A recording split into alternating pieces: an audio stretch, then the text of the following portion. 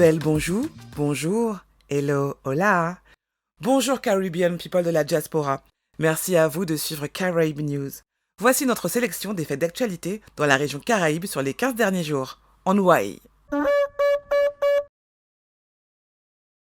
L'école secondaire Sadlers, située dans la ville de Basse-Terre à Saint-Christophe-et-Niévès, a fermé ses portes parce qu'un élève a été retrouvé avec une arme à feu. Les étudiants et le personnel ont protesté, exigeant des mesures de sécurité immédiates. Le président du conseil des élèves de l'école secondaire Sadlers, Destiny Morris, a mené la grève, exigeant une action immédiate du ministère de l'Éducation et du ministère de la Sécurité nationale. Les élèves et les enseignants considèrent la grève comme un plaidoyer pour la responsabilité et un appel à une audience avec le ministre de l'Éducation. Leur message est clair. Leur sécurité n'est pas négociable et ils ne laisseront pas tomber la protestation jusqu'à ce que leur voix soit entendue. Haïti. Haïti produit du cacao au goût unique et de grande qualité. Même s'il est apprécié et reconnu à l'international, il reste encore méconnu. Il mérite donc notre attention. Nous avons rencontré Grégory Laforest, un ingénieur agronome qui a accepté de répondre à nos questions. Quel est votre état des lieux de la filière cacao en Haïti ? Bon, le cacao n'est pas très exploité en Haïti, à part sa transformation artisanale en boule de chocolat noir 100% que nous utilisons pour préparer le chocolat chaud. Nous connaissons des entreprises qui se sont dédiées à l'exportation des fèves. Mais aujourd'hui, il y a de nouvelles initiatives. Nous voyons des entreprises qui se sont dédiées à transformer le cacao en chocolat et en autres dérivés et les commercialisent dans le pays et aussi à l'étranger. En fait, le cacao est une culture avec beaucoup de potentiel en Haïti parce que nous avons de très bonnes variétés qui poussent très bien et qui donnent de bons rendements. Donc, avoir une autre vision de cette filière et la développer pourrait apporter beaucoup de bénéfices à notre pays. Comment voyez-vous l'avenir de la filière cacao en Haïti ? Je souhaiterais voir beaucoup plus de jeunes s'intéresser au cacao, à sa transformation et qu'ils aient aussi accès aux marchés internationaux pour commercialiser leurs produits dans les pays où ils sont vraiment consommés et développer une différente approche de la consommation de ces produits en Haïti aussi et surtout qui s'intéressent à sa production en polyculture et ainsi avoir un impact positif sur l'environnement qui est l'un des sujets très importants pour le pays. Et aussi, j'aimerais aussi voir beaucoup plus de recherches faites sur cette culture pour avoir les connaissances et les techniques les plus appropriées pour sa production.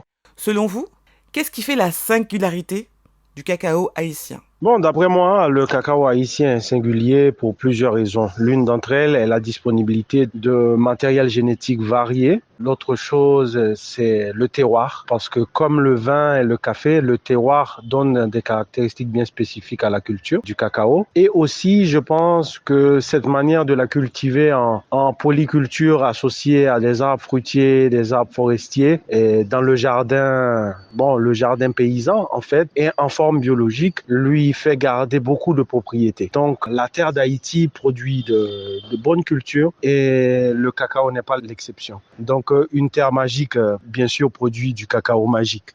C'est l'hiver actuellement à Paris, oui, c'est là que je suis. J'aurais personnellement bien aimé boire un chocolat chaud à base de cacao haïtien, mais bon.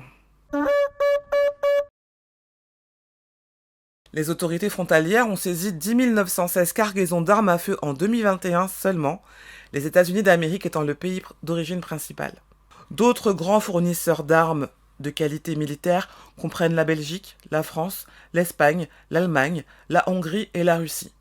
De nombreuses armes se retrouvent en Colombie après avoir été expédiées au Panama et en République dominicaine qui participent au commerce mondial de la cocaïne.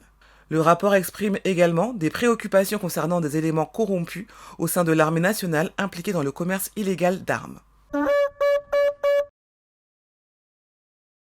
Une opération de maintenance s'est déroulée du 7 au 11 novembre sur un câble sous-marin assurant une bonne partie du trafic des opérateurs de téléphonie mobile des Antilles-Guyane.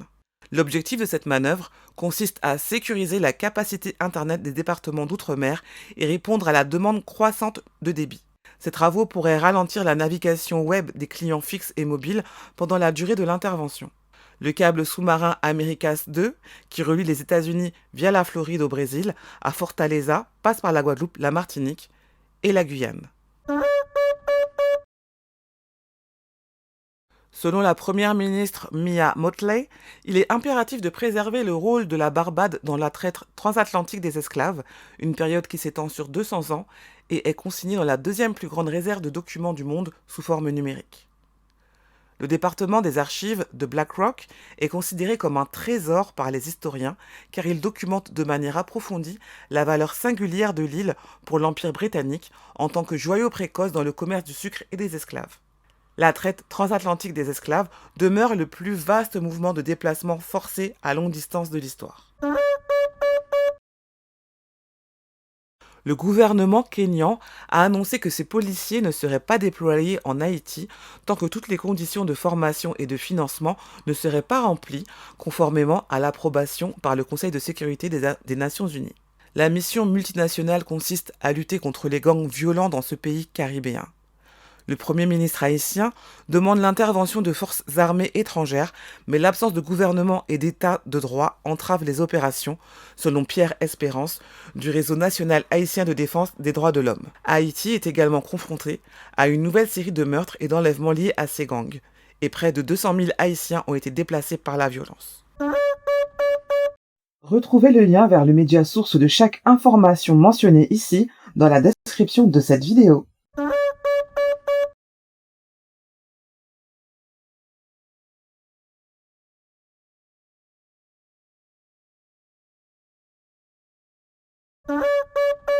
Vous aimez Caraïbes News et souhaitez nous soutenir? Alors n'hésitez pas à commenter nos publications, à liker et à partager. Plus on est de fous et plus il y a des news. Sur ce, je vous dis à dans d'autres soleils.